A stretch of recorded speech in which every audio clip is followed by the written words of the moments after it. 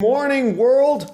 Welcome to the Soldiers to Sidelines Commander-in-Chief Trophy Series webinar, where we are going to have a great show preparing for tomorrow's Commander-in-Chief game with the Army playing at Air Force Academy. And what we do on this show is we go down memory lane with some of the most prestigious Academy alumni from each of these teams, and we go and take a look at some of the great plays in their history and how those experiences has led to their leadership success in the military and beyond. And it's a wonderful day of fellowship, nostalgia, and believe it or not, we get to mine these beautiful minds for their great wisdom in leadership and coaching, since that's what Soldiers to Sidelines is all about. And I'm going to start to introduce our two guests, and we will introduce them as we get to watch a little bit of their highlight films before we break it all down. So first, I would like to introduce our Army guest, Anthony Noto, who is the CEO of SoFi and serves on its board of directors. Since joining SoFi in February 2018, Anthony has led the company to double down on its mission of helping its over 1 million members get their money right, while fully transitioning the company from a desktop lender to a fully mobile-first full suite of financial service products. Before joining SoFi, Anthony served as Chief Operating Officer of Twitter since November 2016 and is its Chief Financial Officer when joining the company in July 2014. Prior to Twitter, Anthony served for almost 4 years as co-head of Global TMT Investment Banking at Goldman Sachs. Before returning to Goldman, Anthony spent almost 3 years as Chief Financial Officer of the NFL. Anthony is a graduate of the U.S. Military Academy. He also holds an MBA from the University of Pennsylvania's Wharton School. And Anthony was an outstanding football player at both the running back position and the linebacker position, with a breakout season at linebacker in 1990 from the U.S. Military Academy at West Point. And it is my honor to introduce Anthony Noto. Welcome, Anthony. Thank you, Harrison. I appreciate it.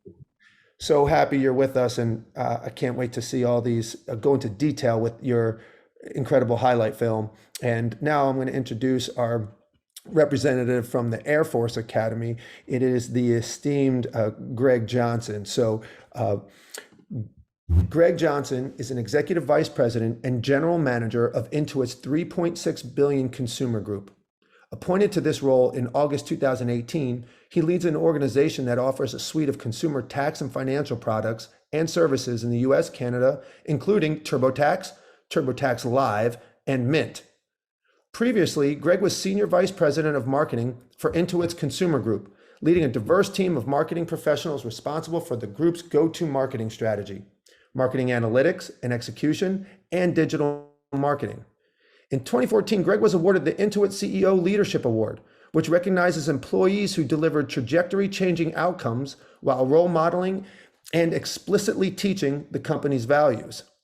Prior to joining Intuit, he worked for world-class organizations including Kraft Foods, where he spent time with our other guest, Anthony Noto, and that's going to be fun to rehash those stories. He worked at SC Johnson, Kodak, Gillette, and Best Buy, and served as contracting officer in the United States Air Force. He's also been a member of the board of directors at Qualcomm since 2020. Greg is a graduate of the U.S. Air Force Academy, where he received a BS in operations research and served on the cadet wing staff. He was also a 4-year letterman and all-conference Division I collegiate football player at running back, who twice earned All-American Honorable Mention honors. Please welcome Greg Johnson. Happy to have you, Greg. Thanks, Harrison. Great to be here. So guys, I want to turn this question over to each of you, and we'll start with Anthony. What does this game tomorrow mean to you? Like, so when you played Air Force in your playing days, how special was that opportunity versus playing some of the other schools? And do you go down memory lane heading into tomorrow's game at Air Force? It's a critical game for the year. The two biggest games Army plays every year are Air Force and Navy. It's always been that way since the Commander-in-Chief Trophy was created. Army is an independent school, doesn't have a conference. Air Force isn't a conference, the Navy is. This is Army's conference, so to speak. It's a battle against John Feinstein said it the best. It's a battle against your brothers. It's, similar profiles in terms of the players, in terms of their mentality, in terms of their backgrounds, in terms of their grit, their persistence, the way they come together as a team. And so I like to think of it as a battle against your brother, and there's no victory greater than being able to beat your brother in the backyard. And I would say similarly on the football field. So it's a big part of what Army I think gives young men an opportunity to go out and compete against on the level playing field against someone that's basically their equal. And I think that's a great test. And similarly, the teams all want to put it all on the line for each other. And that camaraderie causes the play to be elevated for everyone, including the coaches. I know, having talked to coaches 30 years later, how much responsibility they feel to getting their teams prepared for this game. And I know when we were there, it was, we put everything we had into the preparation, not just the X's and O's, but the whole game plan, the whole process to get to the game logistically, and everything else that possibly could give us an advantage. Our coaches also put it all on the line. So it's one of those things where it's the biggest event you could, biggest challenge you could have, and it happens 4 times, and you only get 4 shots at it. So it's something that lasts with you forever. Well said. And, you mentioned something that's my favorite part of watching these games is, battling against your brother. You said that a few times there. And it's so special to see this competition where, although it's a fierce rivalry, the brotherhood, the coming together after the games and serving your country together, on the battlefield and in so many other missions is really what warms my heart. I feel like it is the example of class and competition. So really cool. I just wanted to know, you mentioned that you really respect the logistics of getting everyone to and from these games. So Anthony, did your coach arrange for those helicopters to fly your team? No, How you got to these games? No, I figured in the spirit of competitiveness, this is one of the days of the year where we are not friends and we are not comrades, but we are mortal enemies this week. So I'm wearing my Letterman sweater. It's my go to battle uniform. Probably can't see it that well given the computer, but I have my battle uniform on, and as much as I love Greg and I would do anything in the world for him today and tomorrow, not a damn thing. Well, then, you got the ball now, Greg. What does this game mean to you? What did it mean to you while you were playing, and what does it mean to you today? It's funny. My perspective is very similar to Anthony's. A couple things I would just add on top of it. This game was especially important to me. My brother went to West Point, my older brother, who, not only was my role model, but he was also the guy who used to come in the backyard and, beat me up,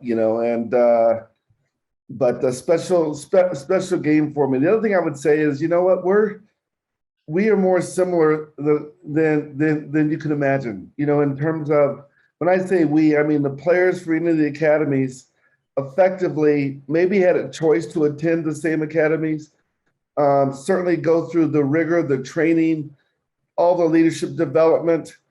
And I think what makes us similar makes the game more special, right? Because you are battling against your brother. And so, yeah, very important game. There's a lot at stake, bragging rights, particularly in years like these when both Army and Air Force are having pretty strong years. It just amplifies the significance, the importance of the game. And I'm looking forward to a competitive show. Yeah, so you were actually competing before we got onto this show. As a matter of fact, I think Intuit is leading the score right now in number of folks that logged onto this webinar. By a score of 7-3. And I apologize, Anthony. He was goading me into that before. Everything, Matt, winners keep score, right, Harrison? Is that right? Competition. We got to give Anthony a rebuttal there. You got an opportunity to defend himself. Well, absolutely. I didn't want to distract our employees. They're fighting a different war for our members. So, this is the call back to the White House to talk to the boss, so to speak. And so the troops are out there fighting hand-to-hand combat. I love it. Well, I want to start to get into some of the amazing plays that both of you participated in your time at each of the academies. And, I'm going to jump back and forth between your clips here. And I'm going to start here with Greg, actually, where, the big buzzword in sports, right, or in football right now is the RPO, the run pass option. And if we check out this game here against Notre Dame, I believe, what year was this? Was this 1988, Greg? 89. 89. So what this play is an amazing touchdown by Greg. So he was a running back, but I guess in the academies everyone's a running back. You're either a running back or a linebacker or an O lineman, and he catches this unbelievable pass. But this is the beginning of the RPO.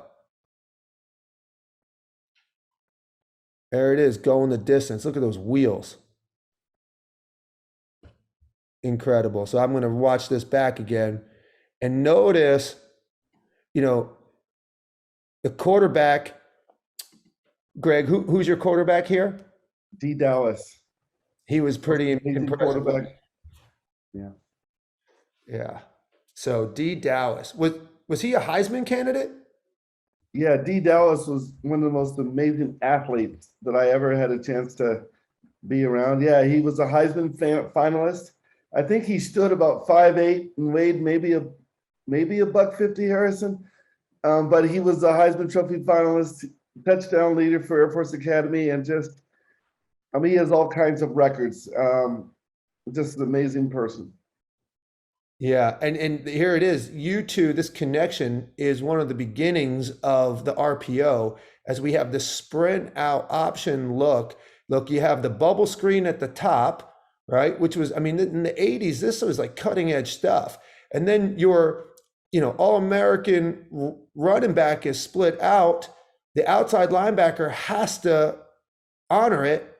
And D just throws you a strike in stride. And then look at those wheels. And then this block. Greg, who is this coming to your rescue here, throwing this downfield block? That's my man, Steve Sen. Steve Sen. He was another guy, just incredible receiver. Hell, I still see Steve today. He's maybe 5'10", 5'11", 180 pounds. Now maybe 170 pounds actually. The academy, most of us are kind of small. I was large for a running back, but in general, we're on the small side, but we make up for it with just effort, right? Tenacity and effort. Yeah, and that's another reason why I love this Commander-in-Chief Trophy Series is because you see it, and we're going to see it tomorrow. And tenacity and effort. Talk to us for a second, Greg, how tenacity and effort has helped you in your career after football. How did this set the foundation for you? What I would say is one big thing is mindset. The way that you prepare for a football game, the practices, the hard work, having to push yourself, the amount of film you have to watch, the amount of study and the anticipation, the game plan, the execution, the accountability with teammates, all of those things that go into football at a very young age start to form a mindset in the way you feel about being a part of a team, the responsibility and the accountability with that. And so what I would say is that same kind of mindset, that same kind of focus, effort, really is not only it's propelled me through my career.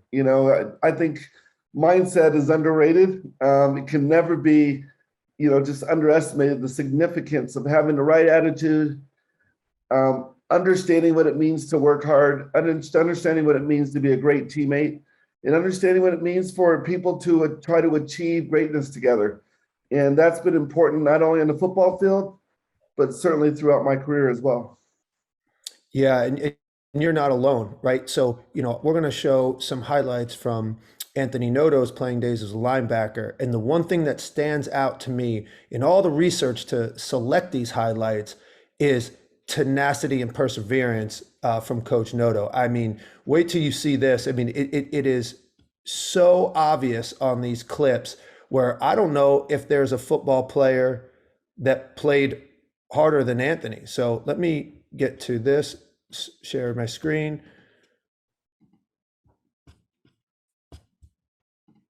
Okay. Here we go. So Anthony Noto is number 44 right here as you see him going sideline to sideline. And this kind of pursuit is nonstop all day. Like little things. I just want to point out a little thing here, Anthony. This is a small example of bleeding tenacity. In this tackle, you go through it, but you are squeezing this man's legs together. So there is no possible chance, even through the tackle, that he's going to get up. And you're showing every single coach and every single fan in the stands here that this is a tackle all the way through. And you see it nonstop. And we're going to show it again in the box, downhill. Boom. I mean, just all over the field, mauling people.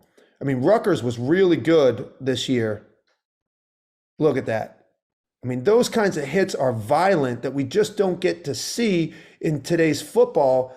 And to me, this tenacity and this perseverance just jumps off the screen. So talk to us about your feelings like during these moments in your career through the U.S. Military Academy to get to that point, and how did that carry through your military and business career? You know, I think the amazing thing about Army football and West Point is that our coach, Jim Young, was every bit of a teacher and a molder of our character as anyone else at the academy. He taught us game strategy. He taught us how to play as a team. But he built a will inside of us where we do anything for each other, and more so that we would pay the price so that we could be on that field. And when he was at his Hall of Fame retirement, I had the pleasure to sit next to him, and I was asking him a ton of questions. And I said, Coach, what do you think is the thing that allowed you to start with 100 players in a freshman class, and 35 of them are left when they're seniors, and kids are playing that probably weren't even that recruited? And he said, well, some of it's math. Like when I was at Ohio State and I was at Purdue and I was at Arizona, we had to recruit 3 kids to get one that would contribute.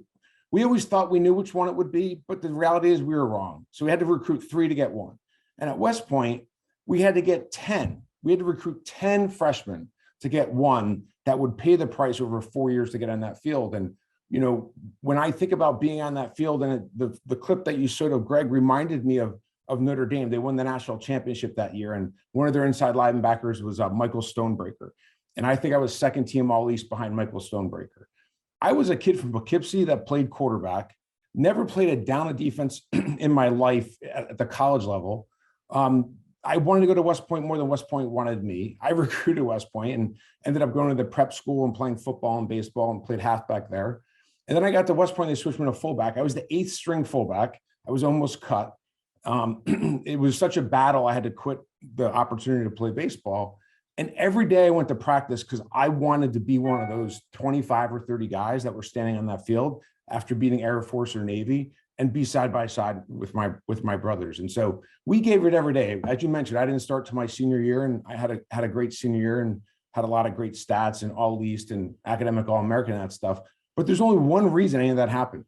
Those other 10 people on the field with me, the other, 25 seniors that were on the field with me, people like Willie Huff and O'Neal Miller. I blew out my knee after getting moved to linebacker and starting in the spring game my sophomore year. They moved me to linebacker. It was the most natural thing in the world to me. I went from being a slow fullback to a fast linebacker. And then I blew out both my knees, sophomore spring game. And I go to the hospital. I'm in the hospital. And O'Neal Miller, who was an All-American free safety for us, he was a senior. O'Neal blew out his knee that same day. By the way, O'Neal Miller is the guy that knocked out Howard Cross in the Sun Bowl against Alabama and returned a interception for a touchdown. O'Neal was 155 pounds, but he was tough as fucking nails. And he wasn't recruited like Michael Stonebreaker was, and I wasn't.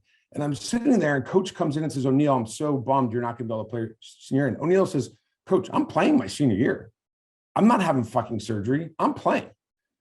And so he comes over to me and he's like, Anthony, our beds are like 10 feet apart. He goes, I'm just so devastated. Like, you went from a slow second, third string fullback to a fast, quick linebacker. Like, you was natural. You didn't even know what defense you were in. You're making 10 tackles in the spring game. And it's a bummer you're never going to play again. Because I blew up both my ACLs in the same play. And I said, Coach, I'm playing again. I'm playing in the fall. This was May. And I worked out with O'Neill that entire summer. And I played in the fall, and I played that senior year with no ACLs, but it had nothing to do with any textbooks. It had nothing to do with anything other than the culture that Coach Young built in our team and that we held each other responsible for. So when you'd sent me that clip and other clips to watch, I showed my son and my kids spent 31 years, they never seen me play. And every one of my kids, when I showed them, when we broke the huddle, they said, "Dad, why are you guys holding hands?" Think about that. Our defensive huddle, we'd hold hands. And when the huddle break, we said the same thing, swarm, which means we're getting 11 guys to the ball every time. And we're coming back here and we're going to hold each other's hands after that. And if it wasn't good enough, we're going to squeeze harder. We're going to hold each other's hands. And I just thought it was amazing. And this day, and they're at college athletes at Penn and Stanford, and one's going to Notre Dame. And they literally said, they had to ask me, "Why are you holding hands?" I guarantee you there's no one at West Point that would have to ask that question. They would know. So anyway, it means the world to me. Grit, perseverance, all the things Greg talked about. On that field, on that play that you showed, Rick Angle was our corner. Rick had a bad ankle. He had a big interception in that game, by the way. But I knew he was on an island. When we lined up in that formation, I'm like, Rick is on a fucking island and he's in close coverage. If they run the quick pass, I've got to get there. And every time I lined up, that's the way I thought about things. Incredible. And you can even hear the tenacity and perseverance still in your voice when you tell that story. And I love how you're giving credit to your teammates and to Coach Young, because, I think what all of the youth in America need to take away from this story is the totality of that story. Is you fought and clawed your whole time through West Point because that's what you wanted to do. You wanted to serve. You wanted to be successful. You became an academic All-American through hard work and grit, and you could have quit. And in today's transfer portal world, so many folks are underestimating and losing the extremely valuable life lesson of overcoming adversity.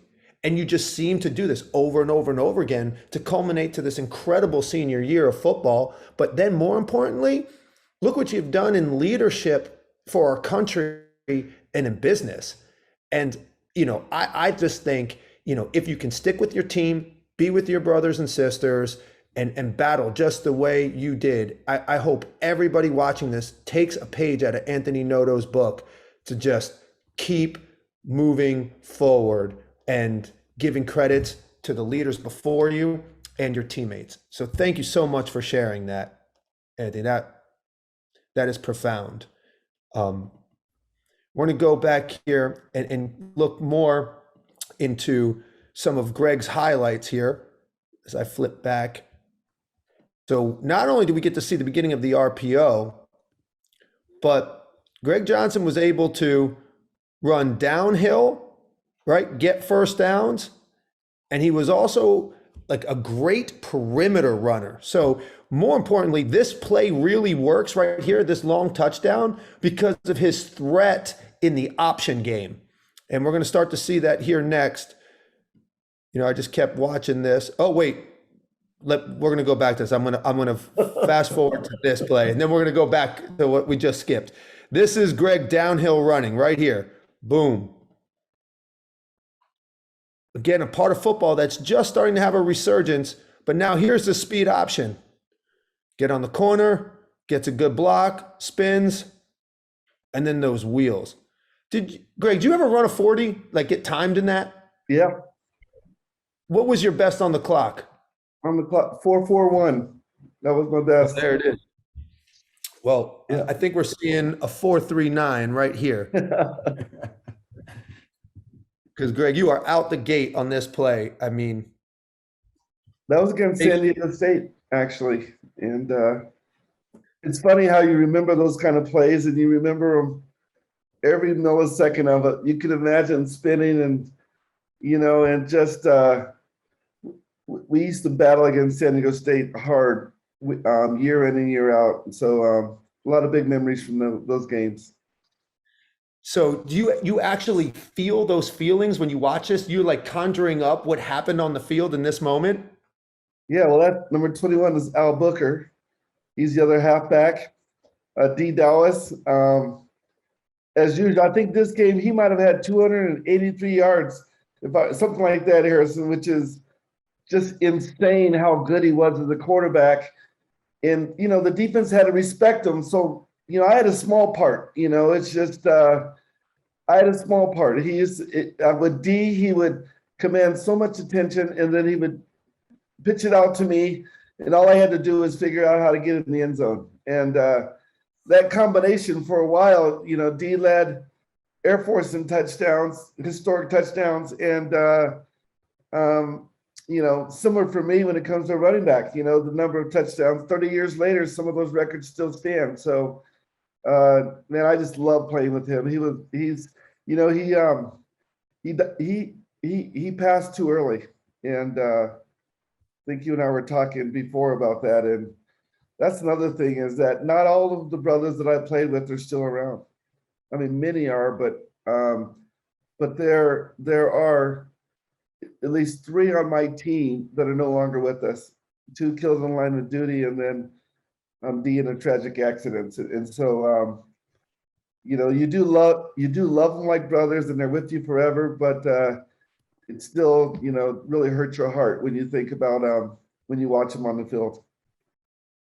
Yeah, Greg, and you're echoing the brotherhood again, right? The connection that Anthony was talking about, and it's just so special. You fight together on the field, and then you fought together, on the battlefield, and it's what makes this game tomorrow so special. And I said Army was playing at Air Force is because Air Force is technically the home team, but the game's being played at a neutral site. I believe it's in Arlington, Texas, at the Star. Mhm. Yeah, so it is at a neutral site, but Air Force gets the home is technically home in this one. But hey, so as you're telling the story, going down memory lane, we are remembering our brothers and sisters of the experiences we've had in the past, and that's why this webinar is so special, to reconnect spiritually with the people that we had these deep connections with.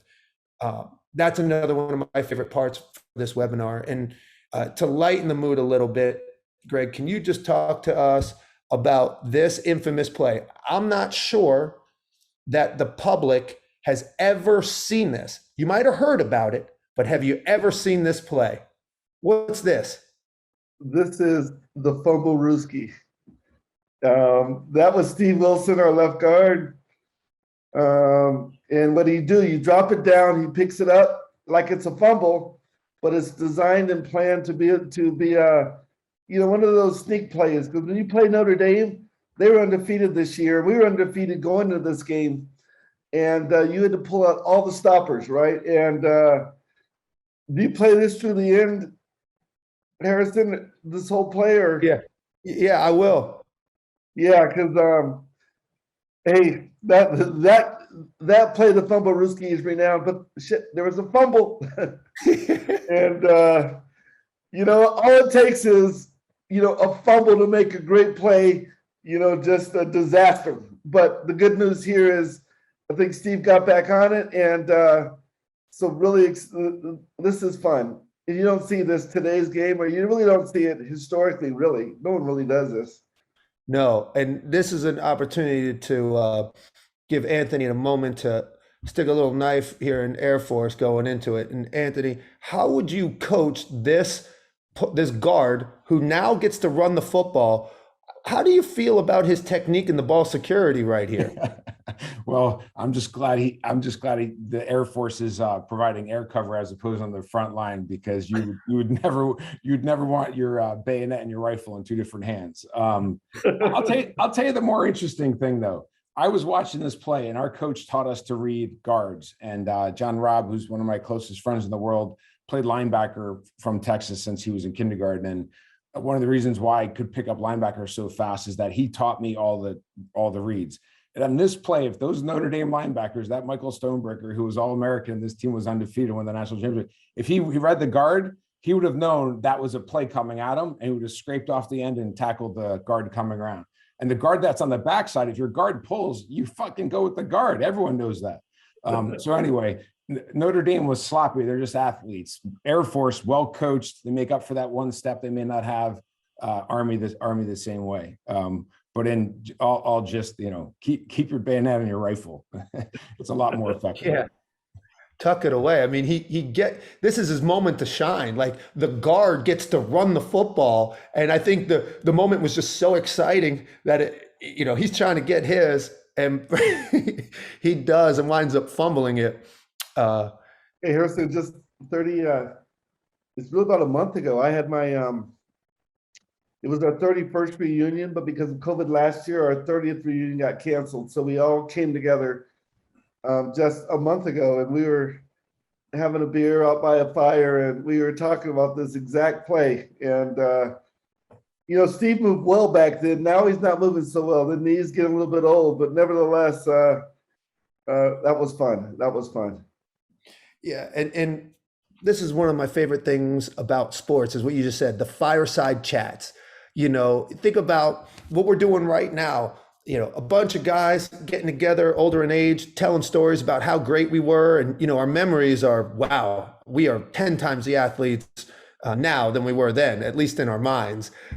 So to come together and actually show the film, it's like, Greg and Anthony were telling the truth.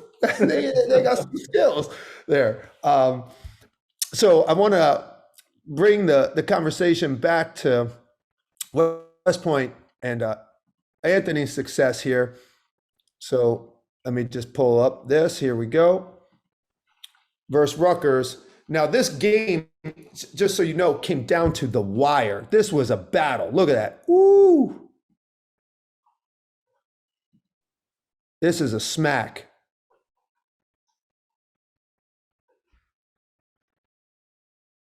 And Coach Noto, you're talking about reading the guards, and that is something that the academies have as an advantage because, you have to practice against your own offense, and the guards tell the story. And that's how both Air Force, and West Point can have such great effect on the Power 5 schools because they're just not used to doing that. There it is, sideline to sideline, twisting. And every yard counts in this game. Boom. Oh, gosh. What was this? Do you remember this, Anthony? This unleashing hit? That's third down. Yeah, I do remember it. I didn't have a lot of hits like this, so it's easy to remember when they're so infrequent. But the play before this, actually, my guess is you don't have it. The play before this was a similar scheme, and I think either Rick or Eddie Givens was out there on an island, and he laid a similar hit. And I think they may have come back to this play because they were going to, do a, fake and go on Eddie. But what you see in this film, just hold it there for a second. And the top of the film right here on the hash behind me is Chet Nadolski. He was our outside linebacker on the right. Eddie, I'm pretty sure, was the corner. And the play before, Eddie crushed on a quick screen. He came flying up from 8 yards back and crushed the guy for no gain. This is the last defensive series, or second to last defensive series, I think. And we won in the last offensive series. And Eddie came up, and we got back to the huddle, and you just have pattern recognition. Like, we ran this in 7-on-7 fucking 1,000 times. It also happened in the Army-Navy game where coach would just rip me apart if I didn't get all the way to that hash. I need to get all the way to that hash because if Eddie gets beat on the quick slant and up, I got to be there to turn the play back. So the play before this was that exact thing. So as I dropped back going towards the hash, which I knew I had to get to, I saw Eddie streaking with the guy. And as soon as I saw Eddie streaking with the guy and the guy in front of me, I'm like, I can go. I don't have to protect Eddie. He's gone on the streak. And that's quite frankly why I was able to go. Because there was no one else there that could be a threat to us coming back or going up the field. And if Chet doesn't do what he's supposed to do, that guy's wider, I can't hit him. If Eddie doesn't do what he's supposed to do, I can't come up fast and make that play. And so we all had a role to play, and some guys may get the benefit from the tackle, but that play doesn't happen without Chet getting on that hash and Eddie being able to handle the fly. Boom. Yeah, and that's textbook. Unleashing your hips. It's a form tackle. It's the tackle that every coach teaches, but rarely actually shows up in the game. And here you are doing it. So let's talk about that as a metaphor for leadership in your business now. making sure that everyone gets aligned to do exactly what their job is. So big achievements, big plays, big hits can happen. And you clearly remember everything so sharply from that many years ago, which is difficult to do. How has that concept influenced your leadership? I think one of the things, tough lessons I learned were the bad plays that I made, where I didn't play my responsibility the right way. Some of that was just something else happened and I took a risk, and some of that was just the fog of war, so to speak. But one of the things that we talk a lot about at work, and what I've sort of come to appreciate much more from sports, but also from just mistakes in the corporate world, is that we all have a role to play. And we need to understand what that role is in the broader scheme of what's happening. I went to coach down at the prep schools at GA afterwards, and I would have been such a better player. And I was a defensive coordinator. And I really understood the defense at a new level. And I understood the bad plays I made, why they were bad. They were bad because I played outside of the system. They were bad because I took an unnecessary risk. Now, there are times when you have to take a necessary risk. But other than that, you have to really understand, what is the strategy? What are the priorities? Am I aligning with the strategy and those priorities? Am I allocating the right resources to my team? Am I holding them responsible? As a CEO, my job is to set the strategy, set the priorities, and allocate resources, get access to resources, and manage risk and hold people accountable. And on the football field, that inside linebacker has a certain responsibility in that play. And if you take a risk, it better be worth it. And we tell our team, we're willing to take risks, but the reward better be 3 or 4x the risk that you're taking, because otherwise it's not the right risk to take. And, I remember a play, because I brought John Robb up earlier. I remember a play, we're down at Wake Forest and we were getting our ass kicked. And they were on the 10 or 8 yard line, and they ran an ISO, which was similar to the play that you showed before. John was the front side linebacker, and his job when he sees a down block is to take the fullback on with his inside shoulder and force the ball back to me so I can make a big tackle like I did in that play. And we both were phenomenal at the ISO. As soon as we saw that fucking down, it was like a train coming through the hole, and we'd be 2 yards in the backfield. So John took a risk. He jumped over the fucking fullback and hit the halfback. And I remember seeing him, and I'm like, God, I love that guy. Like, it was the right time to take the right risk, and it stopped him from getting another touchdown. And so instead of being down 27-7, we were down, 24-7. So I've actually used that example in work as well. Like, we want people to play within the system, but there are times where we have to take a step out and take a big risk.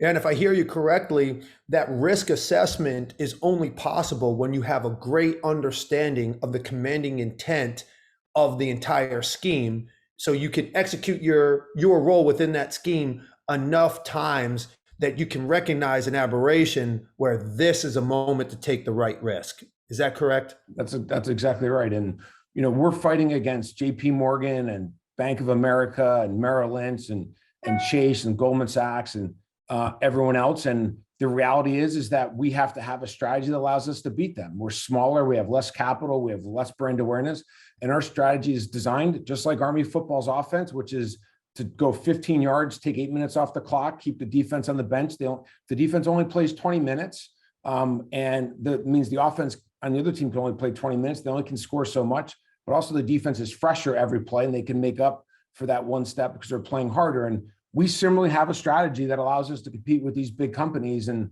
I don't use football analogies with them, but it's a direct correlation. And our strategy is allowing us to beat bigger teams, and we're doing it through technology and people understanding their role and being scrappy. One of our core values is we want to iterate some more to make our products and services better every day. And we could do that because of the technology platform we built that other people don't have. But it's also the culture of grinding.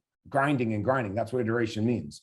And so, these plays are a result of coaches just grinding us on film and grinding us in practice every day. And your commitment to the grind, which I think needs to be understood by everyone watching this right now, where, I love watching NCAA football. I'm sure everybody on this call does. And I love watching the NFL football, and it's great. And, you get to see the lights and the glitz and in the game day, but the juice, the sweetness is in the grind. It's doing it with your brothers and sisters, right? And Greg, as you hear Anthony talk about all of this, how does that resonate with you and in your leadership?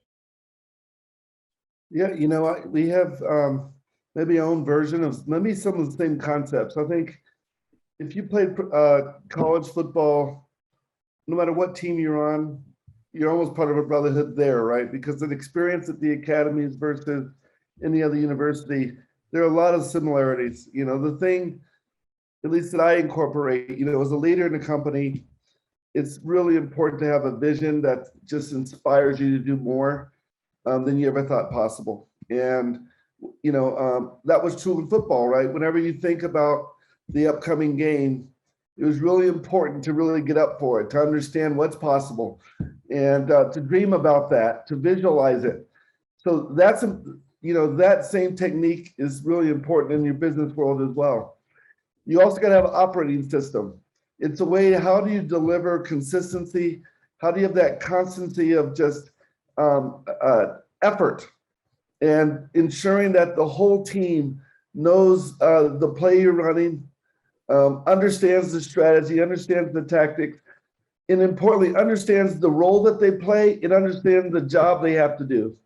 What I talk a lot about is there's the job. The job is what's expected of you, but the role is something that you dig deep and you play a bigger role than what you're asked to play.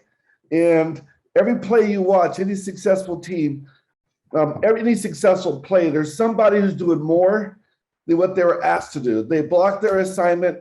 They call it second effort.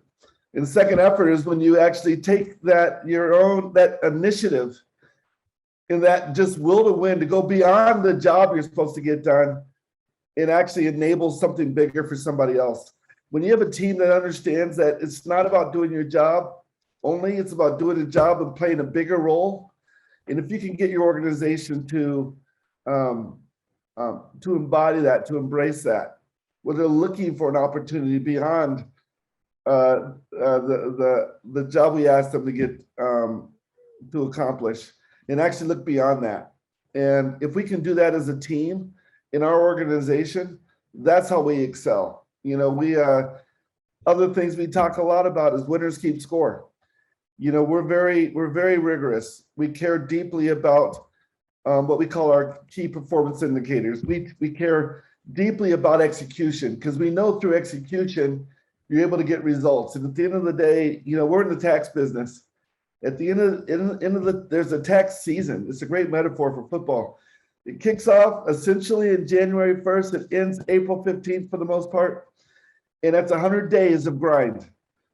You're almost 24/7 for 100 days. And when you're done, you look up at that scoreboard and you want to be proud of the work and proud of the results that you delivered. All that kind of that perspective that I bring to my job is the same perspective that I was taught, through playing the game of football. And I tell you, it's such a privilege. It's such a privilege to be part of an amazing team and to learn these life lessons. And, so those are probably some of the most important lessons that I carry over to, the organization that I lead. I love it, Greg. Going above and beyond, doing your job, but playing a bigger role. That's what I keep hearing. And, let's get some clarification on that. As we watch some more of your films here, your clips, we see this long touchdown run and the spin move that you have against San Diego State here. And you're well within your role and you're letting your talent shine and you're scoring. You're keeping score. But talk to us about how the bigger role still stays within the confines of what you're asked to do. Like, for instance, your job is not to go beyond your role, receive this pitch, and then throw it back across the field because now all of a sudden you want to go above and beyond and be the quarterback. Right? And sometimes that can get confusing. Like, folks want to do more. We all want to do more, but then we wind up venturing into territory where it can become disruptive rather than just doing what you're great at and that's scoring touchdowns like this. What are your comments on that? I don't know, the mindset, I just believe that the mindset is that you're given these skills, you're given the ability to do more than what's asked of you. And I think it's so important that you try to grasp that potential on every play, every interaction. I always talk about intentionality. How do you lead? How do you show up with intentionality? Every interaction is an opportunity to have an impact on somebody in a positive way. Every interaction is an opportunity to forward your mission forward in a positive way. And that may not be your job, but you have that capacity. And, so my thought here is going above and beyond. And by the way, Harrison, sometimes it doesn't work out, but if your heart's in the right place and you approach your work with that intentionality, I guarantee you when the scoreboard at the end of it, at the end of the game, that scoreboard is going to be important. Another thing, the scoreboard we use, at least I use, is you look in the mirror, right? I always say that you look in the mirror, that person won't lie to you. You can't lie to yourself. And, each day when you look in the mirror, do you feel like you're putting forth the effort?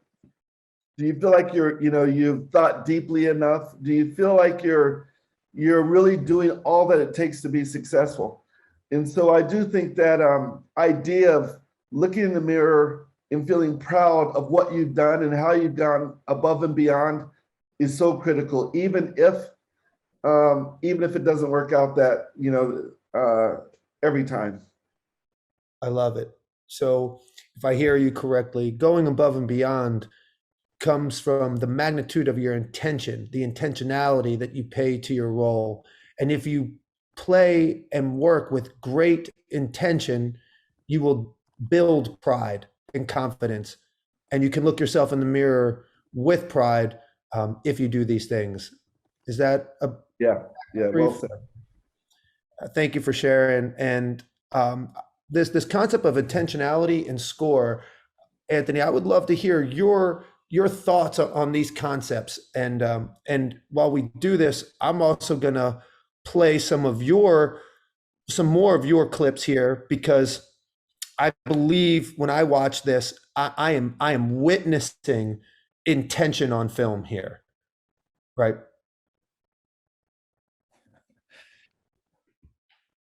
So Anthony, how do you feel about intentionality and how it relates? Yeah, the themes that Greg just spoke to are themes that we embody in our company as well. I was just thinking through, some of the core values we have that align directly to what he said. One of our core values is to make your footprint bigger than your foot. And so the point that he was making around, you have a role, you have a responsibility, but if you just do your job, we won't be better than anyone else. And so that's that concept of make your footprint bigger than your foot. It could be something simply as learning a new way to execute a marketing program. It could be something about a product change. It could be something about data usage, whatever it is. If it drives success for you and you share that with everyone else and you don't help everyone else be better than the others would be, then we're not going to be the best in the world. And we're not going to beat people that are bigger and stronger and better than we are. And so, make your footprint bigger than your foot is one of those concepts. The other one is running after problems. And we have a matrix organization like most large companies do with many products. And I think we have 9 different products. And it's often the case where there are issues that come up that sort of fall between the cracks of the two businesses. And we need a culture where people see that problem and they run after it. They run into the fire. They don't run away from the fire. Because if they don't, that is going to fall through the cracks. And we're going to have a culture of it's not my problem. It's your problem. And we want all of our problems to be our problems as a team. And so one of our core values is to run after problems. And then, the last one I would just highlight is one of our core values is to ensure that we make principle and data-driven decisions. And so people don't have the luxury of saying, I'm in charge, therefore we're doing this. No, what are the principles? What are the criteria that we're going to use to make the decision between A, B, and C? And until we start talking about A, B, and C, we have to agree what the criteria is and the principles that we're going to, apply against A, B, and C to see what the best outcome is. And we're going to assign who the approver is. We're going to assign who the contributors are, and we're going to assign who the followers are. we are intentional about that structure. So it's very clear what role people have to play, but everyone's voice should be heard and everyone should have an ability to have a perspective, because if we don't have all the data, we don't have all the perspectives, we'll never get to the right outcome. And so we want to make principle and database decisions, and we want to get to the truth. Everyone's point of view is welcomed. And, a lot of those concepts were born from the football field and other sports in West Point.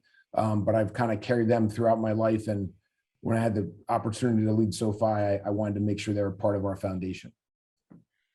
Well, I know that was great information and knowledge for me personally. So hopefully everybody else is taking a piece of that. And, I want to go back and kind of show exactly what you're saying. You talk about running two problems. This is running two problems, knowing your role, right? Understanding the offense. Like you said, you've done all of this research, game planning leading up to this moment to recognize sprint out, your ability to run the lane here, run to the problem.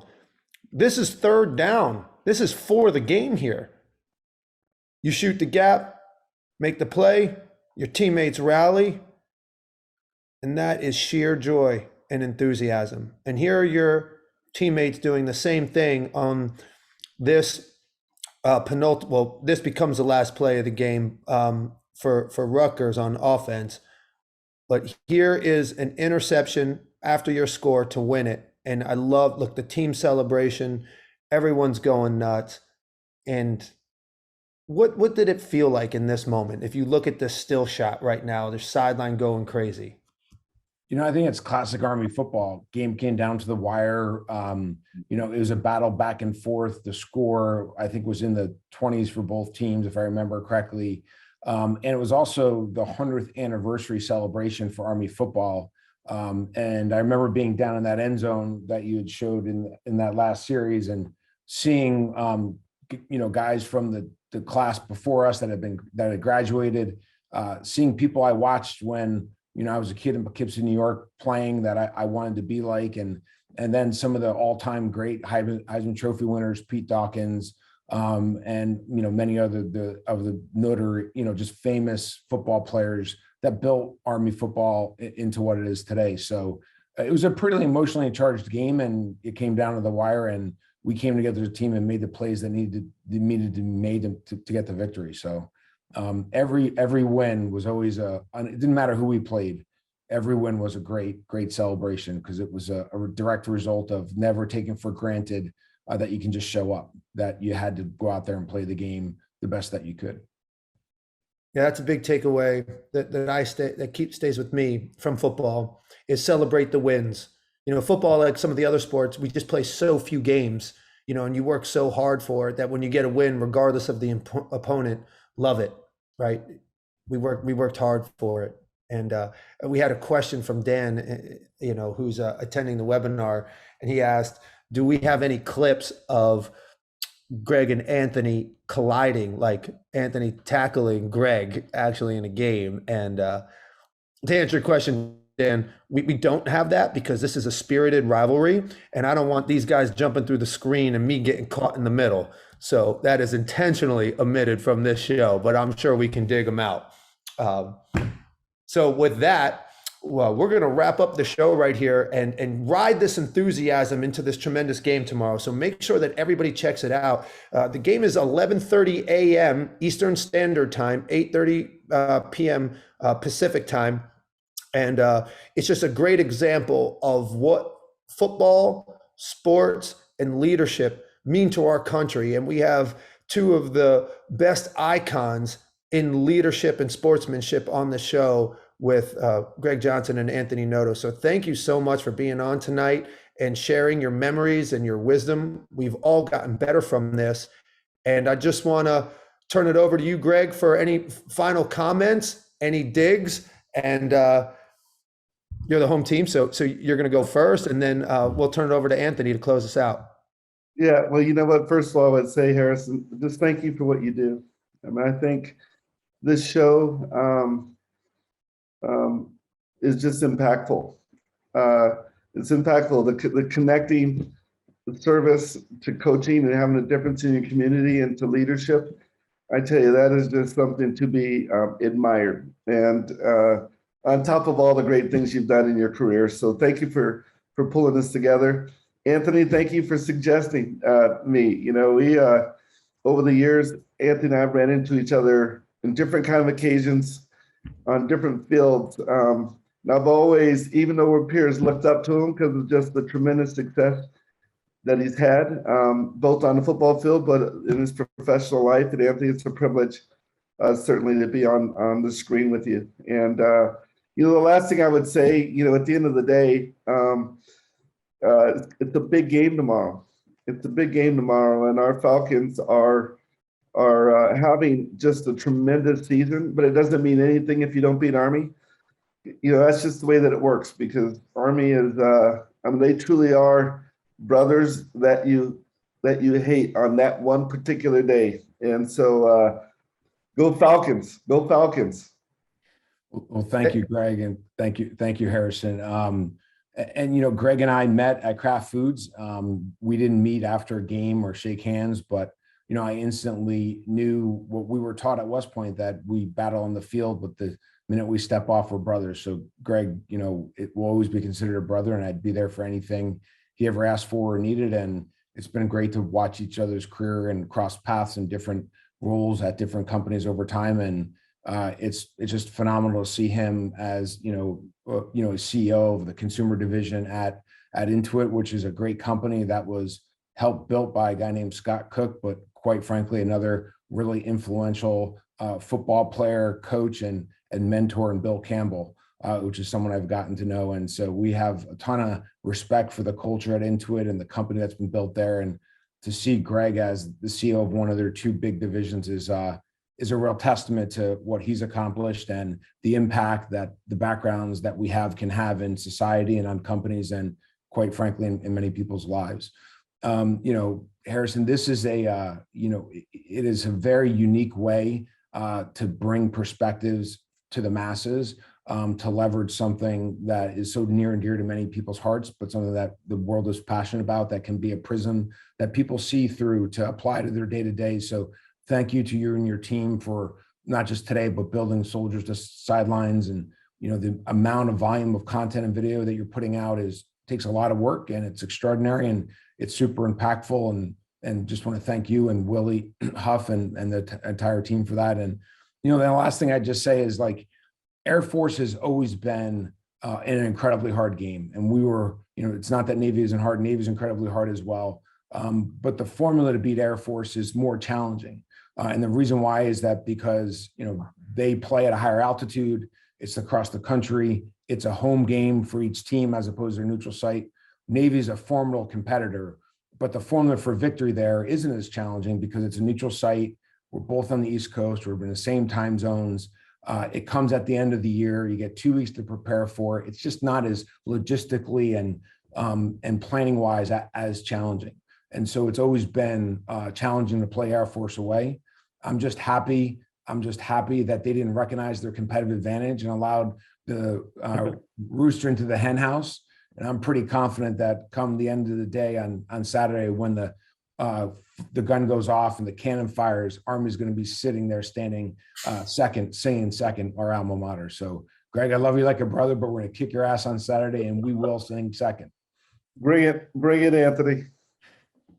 I love you guys. I love the competition. I love the tenacity.